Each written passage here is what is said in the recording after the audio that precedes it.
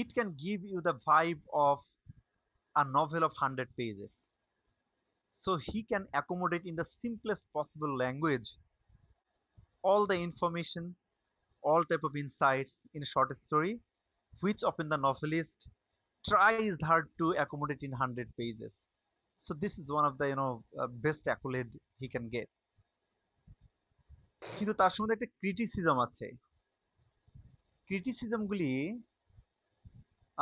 একটু প্রশংসা এবং ক্রিটিসিজম গুলো একবার পড়ে আমাকে একটু বলো তো তোমরা কি বুঝলে?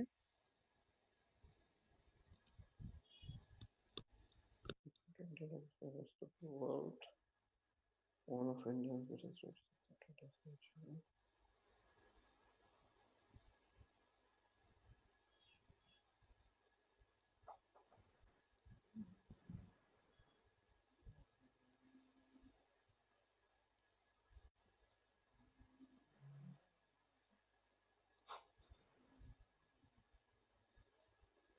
জি স্যার। বলো দেখি। স্যার ওনাকে হচ্ছে প্রথমে বলতেছে যে উনি ইন্ডিয়ান রাইটিংটা সারা দুনিয়ার কাছে দুনিয়াতে ছড়াই দিয়েছে পৃথিবীতে। তারপর 20th সেঞ্চুরির ইন্ডিয়ার অন্যতম একজন বড় রাইটার। তার রাইটিং গুলো হচ্ছে খুবই মজার, কোনো হার্মলেস। তারপর হচ্ছে সে মানে একটা স্টাইল ফলো করতো হচ্ছে যে প্যাডেস্ট্রিয়ান স্টাইলের ভোকাবুলারি, মানে হচ্ছে স্যার মানে খুব সম্ভবত একদম মানে প্রান্তিক মানুষের মুখের কথা বা একজন পথচারীর মুখের কথা তার লেখা পাওয়া পাওয়া যেত, বা এই স্টাইলে লেখা লিখতো সে, ভোকাবুলারি কমপ্লিটলি। এবং সে হচ্ছে স্যার মানে ব্রিটিশ রুল ইগনোর করছে পুরোপুরি তার লেখায়। আর কেউ প্রাইভেট কেউ কেউ কিছু বলতে চাও রাইসুলের সঙ্গে আর কিছু? স্যার স্যার আমার মনে হয় বলতে এটা বলতে যাচ্ছে যে তার লেখায় খুব একটা ডেপথ নাই, মানে যেটা হচ্ছে অন্যান্য যেরকম ব্রিটিশ রুল বা মানে আহ দেখে চলে গেছে এরকম কোনো কিছু, যে খুব বেশি অবজারভেশনটা খুব বেশি ওয়াইডেন না, ব্রডার না। ওকে, এনিথিং এলস?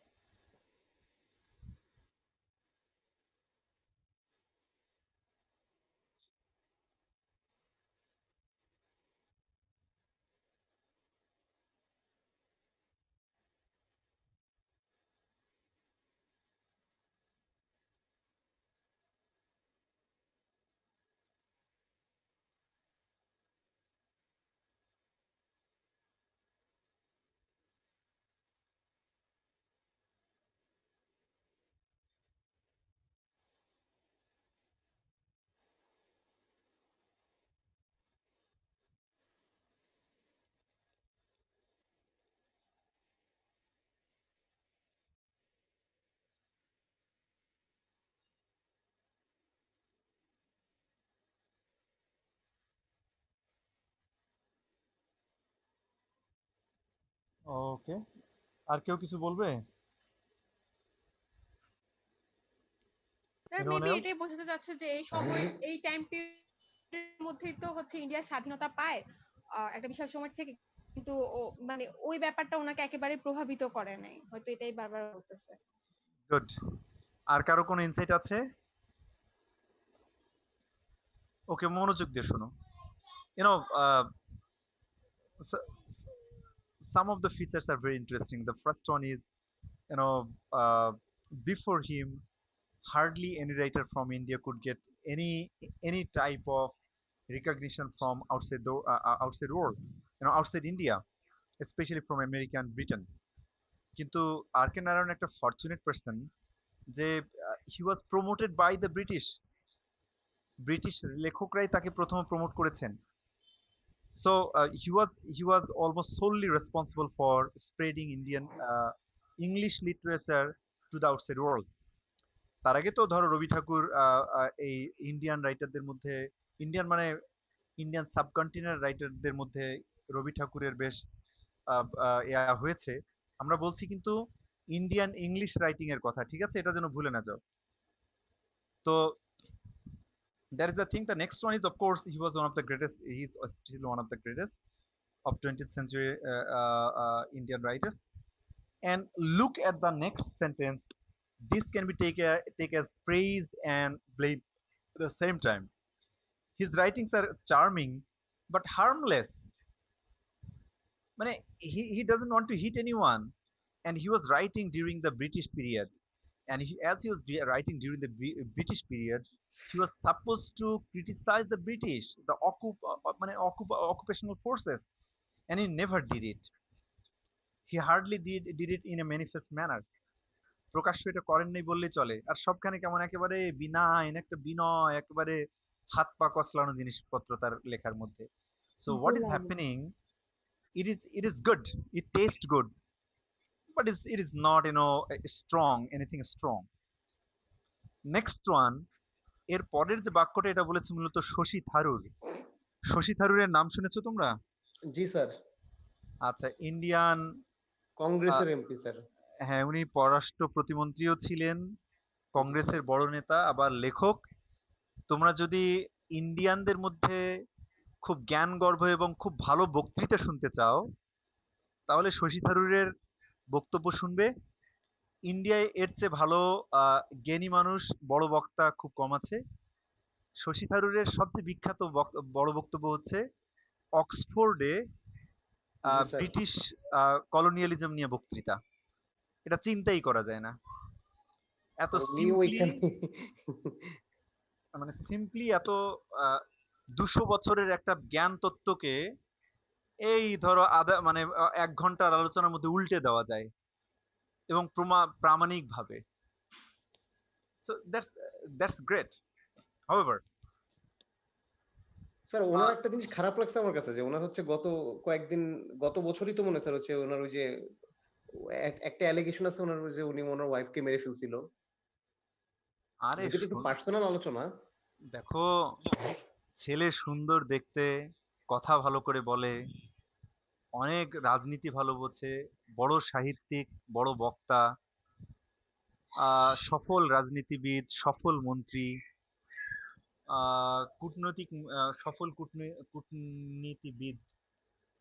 তার ব্যাপারে দুই একটা কথা না বললে কেমন হয় বলো? তার ব্যাপারে এটা কথা বললেও তো বিখ্যাত হওয়া যায়। জি sir.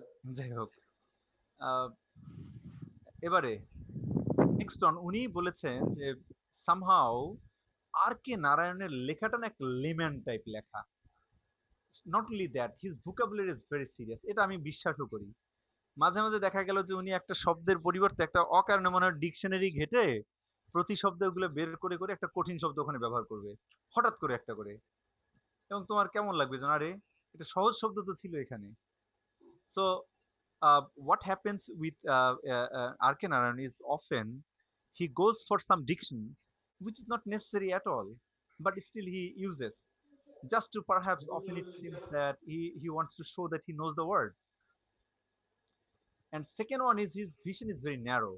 It is just, a type of narrative, nothing complex, nothing deep, nothing, wide. Almost like almost all of the stories are in a linear style. মানে একটা ধারাবাহিক গল্প বলে যাচ্ছে। মানে আমাদের শরৎচন্দ্র আছে না, হ্যাঁ, শরৎচন্দ্রের ধরো পারিবারিক গল্পগুলোর মতো আর কি। And then again, the biggest allegation perhaps is this: he had hardly talked about the British rule, but he was talking about a city, a town. He is the founder of a fictional town, and he was not talking about the British rule. আর একটা টাউনের যদি প্রতিষ্ঠাতা হয় উনি, কাল্পনিক টাউনের, তা town তো আর ব্রিটিশ রুলের স্পর্শের বাইরে থাকতে পারে না। But he was completely silent about this aspect of political dimension. Next one, he mainly focused on the private lifes of the characters. এই কে কার সঙ্গে ঘুরলো, কোথায় দৌড়াইলো, কার সঙ্গে মান অভিমান হলো, এর মধ্যে থাকার একটা ধান্দাপাতি আছে তার মধ্যে। আর clear? So these are the aspects, but I think Jhumpa Lahiri has given the best and biggest accolade to this great writer. আচ্ছা, এই পর্যন্ত আমি যা বললাম, একটু তো আমরা খুব জটিল করে মনে হয় বলি নাই। আমাকে বলো তো অন্তত 6টা তথ্য দাও তো আমি কি কি বললাম তার সম্বন্ধে। আর সবাই বলতে হবে একটা একটা করে। স্যার বুঝি নাই মানে যেটা আমি আপনি এই পর্যন্ত যা বললাম সেগুলো থেকে 6টা তথ্য দাও।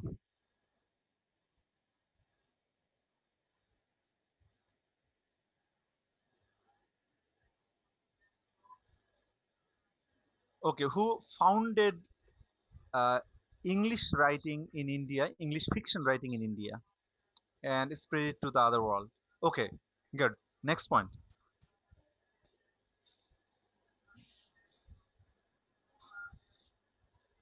Next point.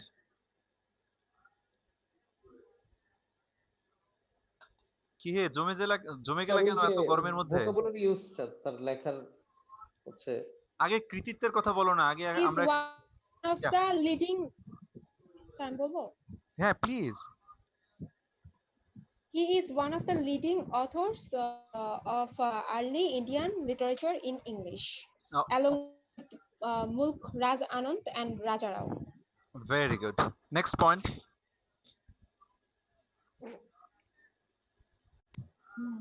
Right, he was the creator of fictional sound named Malgudi. Very good. Next point. তোমরা যা বলছো দেখো একটা শর্ট কোশ্চেন কিন্তু হয়ে যাচ্ছে। আমি চাচ্ছি আজকে অন্তত মিস না হয় আর কি। আচ্ছা একটা কাজ করো, খাতা কলম ধরো, আমি এগুলো শেয়ার করবো, তারপর লিখো। লেখকের নাম কি বলো, লিখো। খাতা কলম কি আছে তোমাদের কাছে? জি স্যার। না জি, থাকলে স্যার। না থাকলে পরের দিন। স্যার তাহলে স্যার নেক্সট ক্লাস থেকে লিখি স্যার। আজকে এটা দিয়ে দেন স্যার আরে আমাদেরকে। আমি জানি এই বলবা। আচ্ছা এরপরে আসো, আমাদের নেক্সট রাইটার, আমাদের যে বইটা আছে দ্য গাইড, আমরা ওনার কাছ থেকে গাইড পড়বো। গাইড কিন্তু খুব চমৎকার একটা ফিল্ম আছে, হ্যাঁ, জি হিন্দি স্যার। ফিল্ম। তোমরা পড়তে পারো, আমার না ভালোই লাগে ফিল্মটা। মিউজিকটা অসাধারণ, আমার দিয়েছেন এস.ডি. বর্মনের মিউজিক। তারপরে ফিল্মফেয়ার অ্যাওয়ার্ড পেয়েছিল মুভিটা। ভালোই লাগে, বেশ স্মার্ট ফিল্ম আর কি, মানে এখনো দেখার মতো ফিল্ম। একটু দেখে নিও, বইয়ের সঙ্গে একটু ব্যবধান আছে, বাট দেখে নিও, ভালো লাগবে, কারণ এই টেক্সট আমরা পড়বো দ্রুতই। Next one, the second writer is, কি নাম বলো? সালমান রুশদি। ওকে।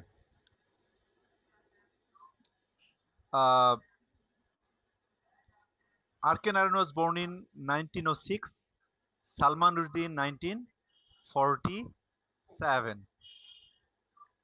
ওকে। দুইটা সালই এই উপমহাদেশের জন্য খুবই গুরুত্বপূর্ণ, বলো কেন কেন? স্যার ওই যে 1906 এবং ইন্ডিয়া 1947। 91 এ বঙ্গভঙ্গ হয় maybe sir. Sir India sir স্বাধীনতা হয়েছিল স্যার 1947 ইন্ডিয়া স্বাধীন হয়েছে আর তার হ্যাঁ 1947 ওরা ব্রিটিশরা ওদেরকে দখল করছে। আর 1906 সাল কেন গুরুত্বপূর্ণ? 1900 কত স্যার?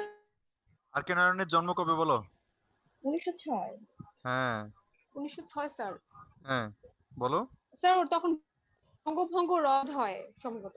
জি স্যার। না 1905-এ হয় বঙ্গভঙ্গ। ও হ্যাঁ ও 1906 সালে। আচ্ছা বলো তো, ব্রিটিশ আমলে দুইটা দুইটা গুরুত্বপূর্ণ রাজনৈতিক দল প্রতিষ্ঠা হয়েছিল, can you remember the names? যুক্ত front, Congress and Muslim League. না Congress was established in 1885. Muslim League was established in 1906 in Dhaka. Dhaka কিন্তু যাতা জায়গা না, ঢাকা এখন পিছায় গেছে, অথবা আমরা জানি না ঢাকার শক্তি। ব্রিটিশ উপমহাদেশের শ্রেষ্ঠতম দুইটা দলের একটা প্রতিষ্ঠাতা আমাদের প্রতিষ্ঠাতারা ঢাকায়, এবং এখানেই প্রতিষ্ঠিত হয়েছে। Okay, next one, he is an Indian born British writer. তার সবচেয়ে বিখ্যাত বই মিডনাইট চিলড্রেন। Midnight children. এটা সম্বন্ধে দুইটা তথ্য দেই। Number one, it got the Booker Prize of 1981. Not only that, it is also considered as the best of the Bookers. 25 বছরের মধ্যে যে বুকার পেয়েছিল, সে 25 বছরের বুকার অফ দ্য বুকার্স প্রাইজও পেয়েছে এই বইটা। তাহলে তার best book is the midnight children, but the most controversial book is the satanic versus.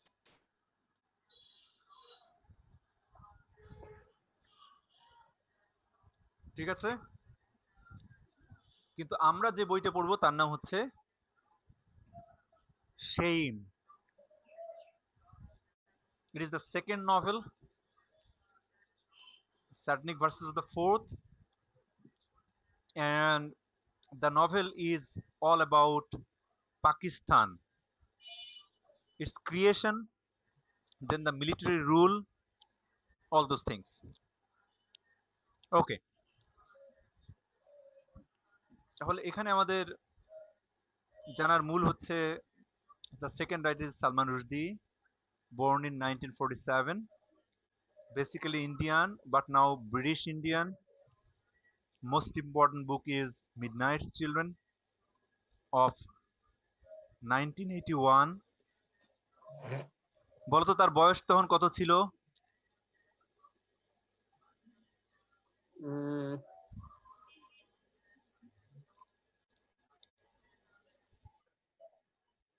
কি বলো? না স্যার 35 34 স্যার। হ্যাঁ, আচ্ছা, বয়সটার কথা কেন বললাম জানো? তোমাদের নাম আমার খুব বলতে ইচ্ছা করে, আমার খুব মনে হয় আমার টিচাররা যদি বলতো এইভাবে। অনেক সময় যারা তোমরা লিখতে চাও কিংবা বড় বড় চিন্তা করো, তোমরা অনেক সময় মনে করি আমার বয়স হয় নাই, আরে না না, আমি আর এখন কি পারি, আর একটু ম্যাচিউর হই। এগুলো একদমই ভুল ধারণা। সালমান রুশদির তো এখন অনেক বয়স হয়েছে, ধরো 70-73 টাইপের, কিন্তু উনি 34 বছর বয়সে যেটা লিখেছেন সেটাকে আর কাটিয়ে উঠতে পারেন নাই। নজরুল যেটা 21 বছর বয়সে লিখেছিলেন বিদ্রোহী, সেটাও কাটিয়ে উঠতে পারেন নাই। আমার বিশ্বাস তোমাদের সবারই বয়স এখন 21 বছর পার হয়েছে, নাকি? নাকি 22 না 23?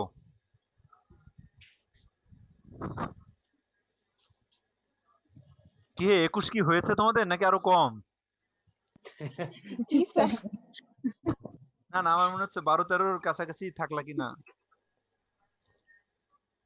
এখন তোমাদের আমি বলছি এটা, এবং আমি বারবার বলি যদি আমার টিচার এভাবে বলতো যে প্লিজ যাদের মনে বড় বড় ধারণা আছে লিখে ফেলো। Nobody knows that you are the great writer of your time. Nobody knows. আর গ্রেট রাইটারদের এমন কোনো ট্র্যাক রেকর্ড নাই, তারা সবাই ভালো ছাত্র, সবাই এটা সেটা, আসলে কিছুই না, কিছুই না, কিছুই না, কিছুই না।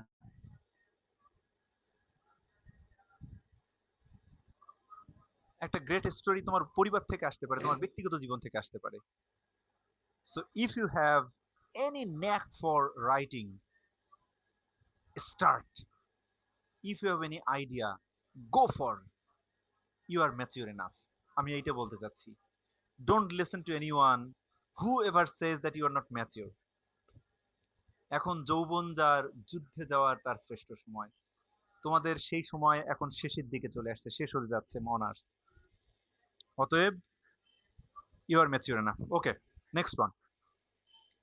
The third writer is Kaiser Haq. সিনিয়রিটির দিক থেকে তার কবে জন্মেছেন? 1950। 50 He's a Bangladeshi writer, and just remember that he's the most widely known Bangladeshi writer outside Bangladesh, in Europe, America, and Britain especially. Bangladeshi যত রাইটার আছে যাদেরকে নিয়ে আমরা নাচানাচি করি না কেন, কায়সার হকের সমান পরিচয় আর কারোই নেই বাংলাদেশের, দেশের বাইরে। ওকে, ডান? জি sir. and his most known book is published in the streets of Dhaka, and often referred to poem is Ode on the Lungi. লুঙ্গি কি নিয়ে তখন তিনি কথা বলছেন, it is explicitly a post-colonial poem and we have lot to learn from it. আমি theory ক্লাসে একটু আগে বলছিলাম যে পোস্ট কলোনিয়ালিটি কি, এই কবিতাটাকে মাথায় রেখে বলেছি ধরো তুমি এখন তোমার আমি ভার্সিটিতে তোমাদের ক্লাসে ধরো লুঙ্গি পরে গেছি, আচ্ছা তোমাদের প্রতিক্রিয়া কি হবে বলো তো আমাকে?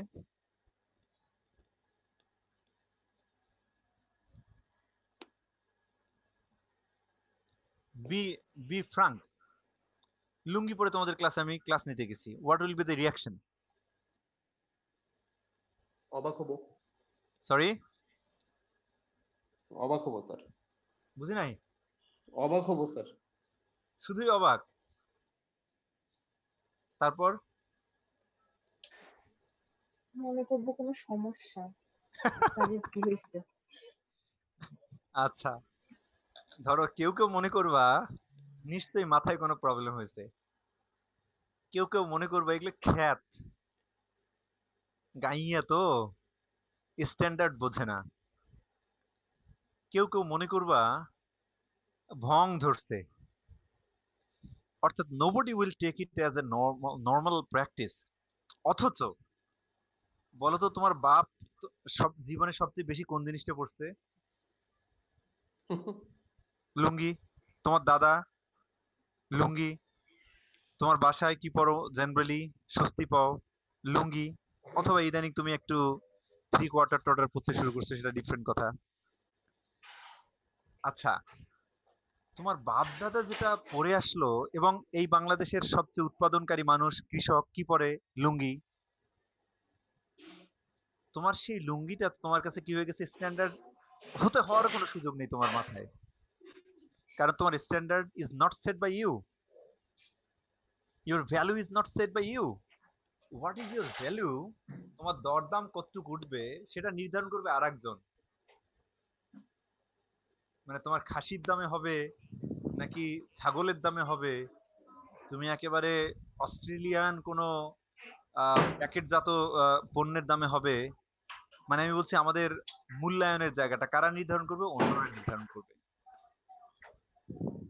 So look at the thing and we are just immersed in it in such a manner, এর মধ্যে আমরা এমন ভাবে ডুবে গেছি we cannot think otherwise, মানে এর বাইরে আমরা ভাবতেই পারি না, অসম্ভব, চিন্তাতীত যে হতেই পারে না এটা।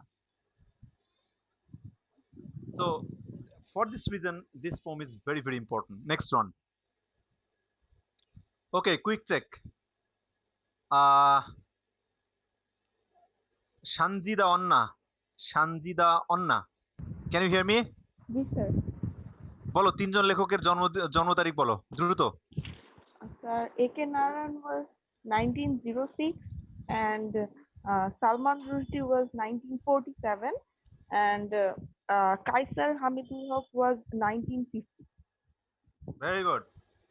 তার ঠিক 1 বছর পরে জন্মগ্রহণ করেছেন Alamgir Hashmi. He is a Pakistani but he now navigates in different countries, especially as an educator and humanist. Now in our syllabus we have these two writers, they are the poets, Kaiser Haq and Alamgir Hashmi. তাহলে আমাদের কবি কজন আছে? দুজন। পাকিস্তানের থিম নিয়ে আছে 2টা বই, কিন্তু পাকিস্তানি লেখক আছেন একজন। সেইমটা হচ্ছে পাকিস্তানি থিমের উপরে, কিন্তু পাকিস্তানি লেখক মাত্র হচ্ছেন Alamgir Hashmi. Next is Jhumpa Lahiri, the junior most and the most adorable writer among all of them, and I love this writer like anything. তার ছবি দেখাবো তোমাদের আমি একটু পরে, আমার এত ভালো লাগে তার লেখার মধ্যে যে মায়া থাকে, যে ভালোবাসা থাকে, যে হৃদয় থাকে, এটা চিন্তাতীত আধুনিক যুগে। Whatever. Jhumpa Lahiri was born in 1967.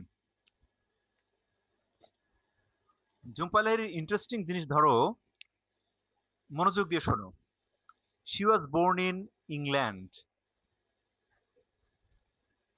She lives in America, an American city, but her origin is Indian. But these days, she owns Italy more than anything. And she writes in Italian these days. আচ্ছা,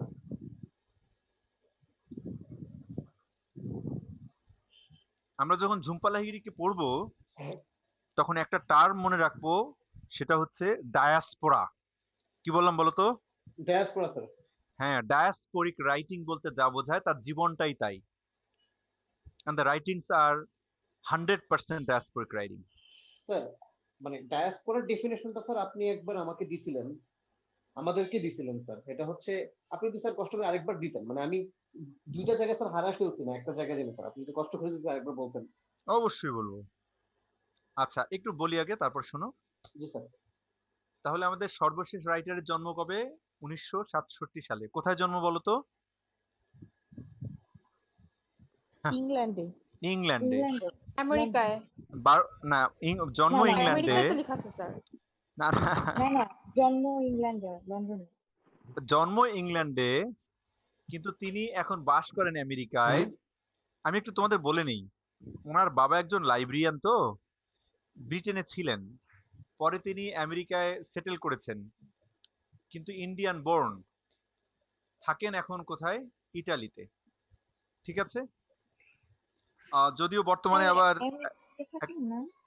আচ্ছা একটু শোনো, একটা ভার্সিটির teacher হওয়ার কল্যাণে আবার তিনি আমেরিকায় ফিরে এসেছেন, কিন্তু গত কয়েক বছর ধরে তিনি শুধুই ইটালিয়ান ভাষাতেই লিখেছেন, কারণ তিনি মনে করেন না বাংলা তার নিজের ভাষা, যদিও তার পরিবারে বাংলার চালু ছিল।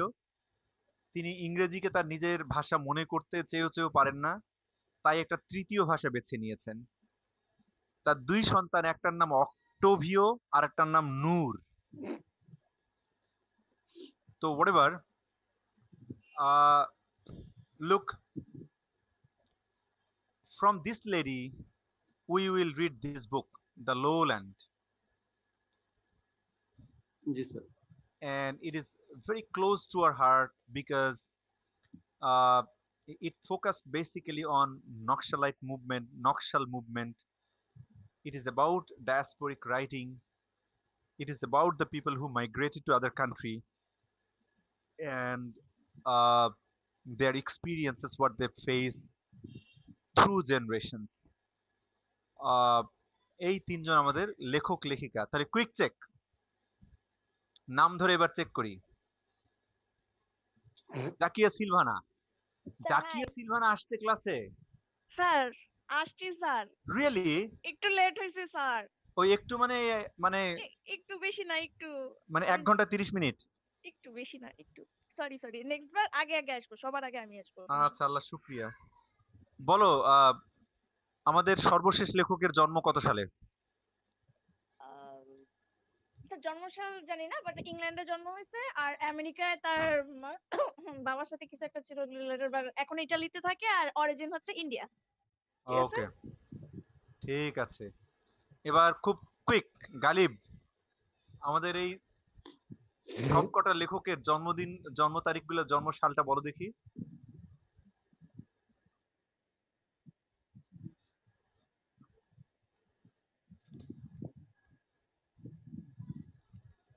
রুশদি।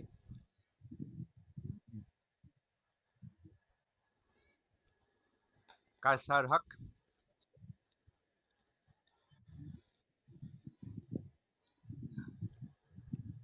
আর ঝুম্পা লাহিড়ী 1967। ওকে, আচ্ছা এই তারিখ নিয়ে আমি এত কেন বলছি, লক্ষ্য করো তাদের জন্ম সালগুলি খুবই গুরুত্বপূর্ণ। One writer was born in British India, another writer was born in the time when the British left. Two other writers were born in two independent countries and they faced the challenges, the problems the countries are facing. And the last writer, she was experiencing the experiences of the immigrant people, especially in America. And ইমিগ্রেন্টদের সবচেয়ে বড় সংকট হচ্ছে তারা না থাকে ঠিকই, কিন্তু on করা তাদের জন্য খুব মুশকিল হয়ে যায়। তারা ঠিক জানে না যে ওইটা দেশ কিনা, তাদের ভাবা যায় না, আবার ওটাকে ছাড়তেও পারে না। আর ডায়াসপোরাটা সহজ করে বলা যায় ডিসপার্স থেকে ডায়াসপোরা। ডিসপার্স হচ্ছে ছড়িয়ে পড়া, ডায়াসপোরা তাহলে ছড়িয়ে পড়া মানুষের গল্প। তাহলে যে মানুষগুলি ছড়িয়ে পড়েছে বিভিন্ন জায়গায়, তাদের শেকড় চ্যুত হয়েছে, শেকড় উপড়ে গেছে, সেই সব মানুষের গল্প হচ্ছে ডায়াসপোরিক গল্প। জি স্যার। তাদের অনেকগুলি দিক থাকে। তারা এক ধরনের হোম সিকনেসে ভোগে খুব বেশি। হোমল্যান্ডকে তারা খুব বেশি রোম্যান্টিসাইজ করে, আহারে আমার মাতৃভূমি এত ভালো অত ভালো। আবার মাতৃভূমির কাছে যারা আছে তারা ভাবে যে আহারে আমি আমেরিকায় পালাইতে পারলে খুব ভালো হইতো। সুতরাং ইমিগ্রেন্টদের একটা বড় সমস্যা হচ্ছে তারা রোম্যান্টিসাইজ করে, নস্টালজিয়ায় ভোগে। যে দেশে থাকে তারা, সেই দেশে এক ধরনের রূপ আপরুটেডনেস একটা সিচুয়েশন থাকে, শেকড় গাড়ে, কিন্তু তার মনে হয় যে মাটিটা যেন তার নয়, শেকড়টা যেন বসলো না। তারা না সে ফিরতে না পারে ওখানে পুরোপুরি স্থিতিশীল হতে। এই যে this kind of vacillation, oscillation, the swing between two poles is the main features of this people. So with this note, we'll stop today, and hopefully, inshallah, next class we will start with one book. Let's start with The Lowland, the junior most writer, the জি sir. darling writer, Jhumpa Lahiri. Jhumpa লাহিড়ীকে তোমরা একটু দেখো। ওনার বইয়ে যে ওনার ছবিটা আছে, এটা দেখলেও মনটা ভরে যায়, এবং এই শীতল শান্তির ছোঁয়াটা তোমরা পাবা তার লেখার মধ্যেও। এই ছবিটা উনি ওই বইয়ে দিয়েছেন, মূলত এই ছবিটা। স্যার আমি তো ফার্স্টে ভাবছিলাম স্যার বাপ পেলে হ্যারির মেয়ে মনে হয় স্যার। তাহলে তো এত স্লিম হওয়ার কোনো চান্স ছিল না। ওকে, এইটা তার একটা বইয়ে দেওয়া ছিল, আর একটা দেওয়া ছিল এইটা বই। দেখো,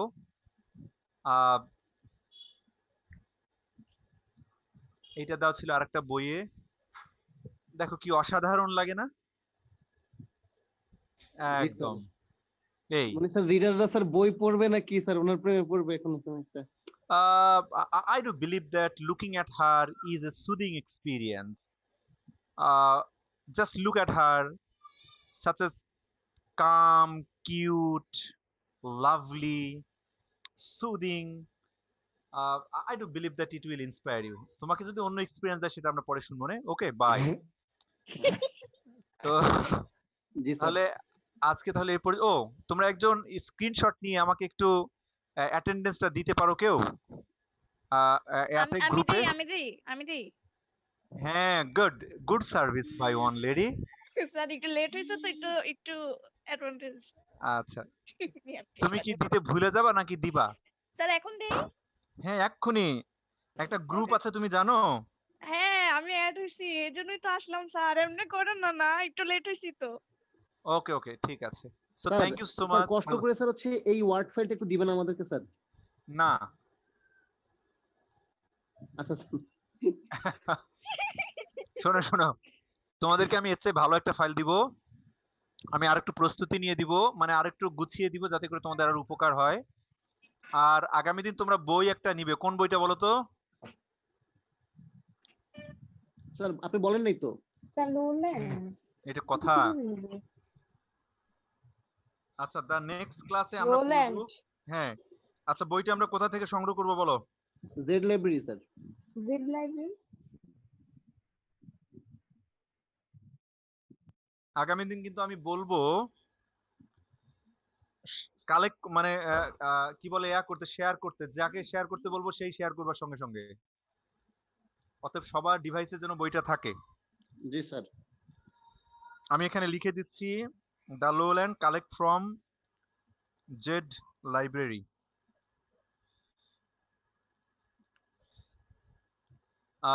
যারা জানে না, রাইসুল তুমি একটু সবাইকে জানাবা, ঠিক আছে? আমি লিংক দিয়ে দিচ্ছি sir. Okay, thank you so much, bye, আল্লাহ হাফেজ, take thank you care. Sir.